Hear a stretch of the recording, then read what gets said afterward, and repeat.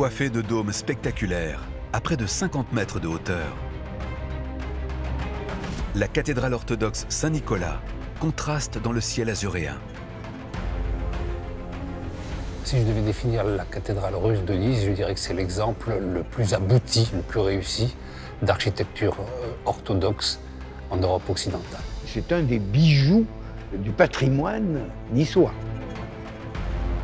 Inaugurée en 1912, la cathédrale orthodoxe Saint-Nicolas est destinée à répondre aux besoins de la colonie russe grandissante à la fin du XIXe siècle. Il faut rappeler que la première impératrice qui est venue séjourner à Nice, ça n'est pas Victoria, c'est la tsarine. Si la tsarine, impératrice de Russie, effectue son premier séjour à Nice 39 ans avant la reine d'Angleterre, ce n'est pas uniquement pour profiter du climat méditerranéen. En 1856, après la guerre de Crimée, le traité de Paris interdit tout mouillage en Méditerranée à la flotte russe. Seul le petit État de Savoie lui donne accès à son port de Villefranche. Un rapprochement s'opère. Et voilà que l'impératrice Alexandra Féodorovna débarque la même année à Villefranche. Elle est accueillie avec faste, c'est une impératrice. Et ça explique une présence russe avec non seulement des aristocrates, mais également des banquiers. Donc il y a des liens très forts qui se sont créés entre Nice et la Russie. Et cette cathédrale est l'aboutissement de ces liens qui n'ont cessé de se développer. Inspirée des églises moscovites à 5 coupoles de la fin du XVIe siècle, la cathédrale russe est édifiée par le professeur de l'Académie impériale des beaux-arts de Saint-Pétersbourg, Mikhaïl Preobrazhensky. Ce professeur Preobrazhensky avait construit l'église de Florence. Il avait construit une cathédrale à Sofia et puis à Tallinn, en Estonie. Il a même construit des cathédrales russes en Amérique du Sud. Donc il n'avait plus rien à prouver. On voulait construire un édifice justement tout à fait prestigieux. Donc on s'est adressé au meilleur du moment finalement. La cathédrale Saint-Nicolas est articulée autour d'un volume central carré de 20 mètres de côté, auquel vient se greffer un clocher et 2 porches jumeaux.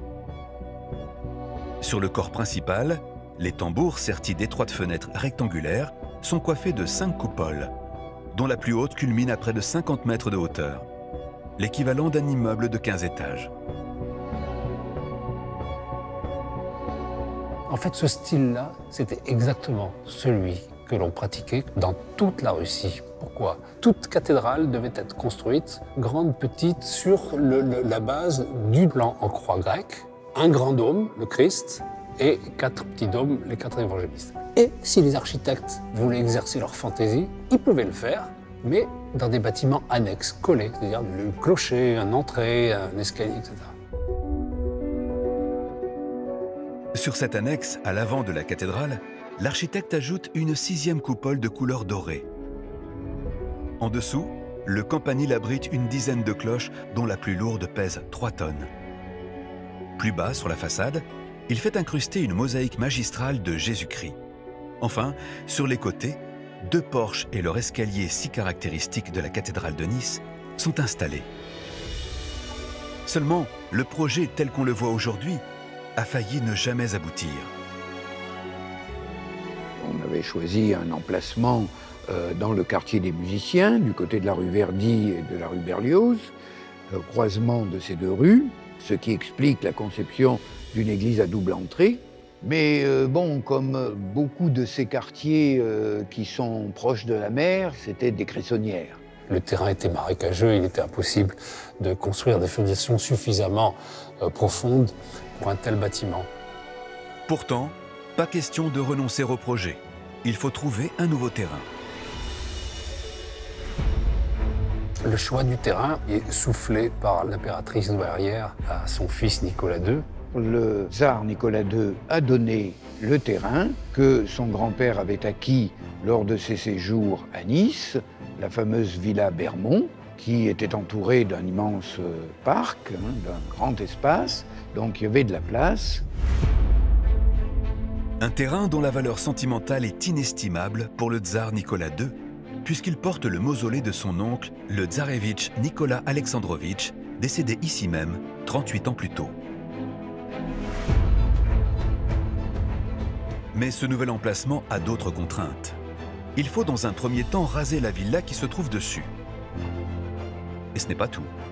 Une série de sondages, jusqu'à 20 mètres de profondeur, révèle une succession de matières hétérogènes, gypse, argile, sable et gravier, qui menacent la stabilité de l'édifice.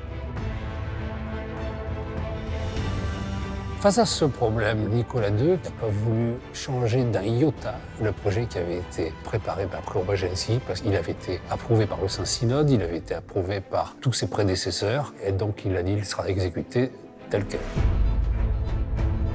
L'architecte va donc chercher à augmenter l'empattement des fondations, tout en conservant l'aspect de l'édifice.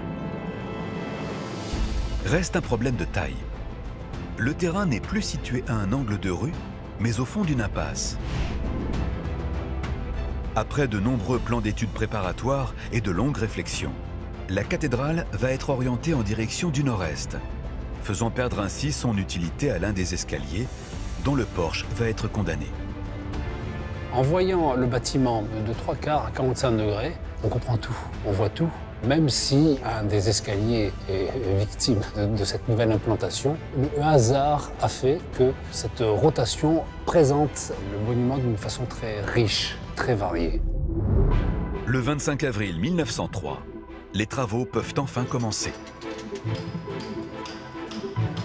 Là, on rentre dans un chantier qui est gigantesque. Les toutes premières années du chantier se déroulent plutôt bien parce qu'on arrive à tenir les délais, on construit les fondations, la crypte, le soubassement. En 1905, alors que le bâtiment construit en pierre de taille s'élève déjà à mi-hauteur, de nouveaux événements vont perturber l'avancée du chantier. Cette fois, ils sont historiques. Malheureusement, le planning de la construction, il est perturbé par la guerre du Japon qui va durer jusqu'en 1905. Il y a la révolte matée très sévèrement à Saint-Pétersbourg qui pose un problème politique majeur au jeune tsar Nicolas II. Donc le chantier est carrément arrêté, faute d'argent. En 1908, le chantier reprend enfin grâce à un don personnel du tsar d'une valeur de 700 000 francs or. Une somme colossale à l'époque. Il reste cependant nécessaire de diminuer les coûts pour mener le projet de la cathédrale à son terme.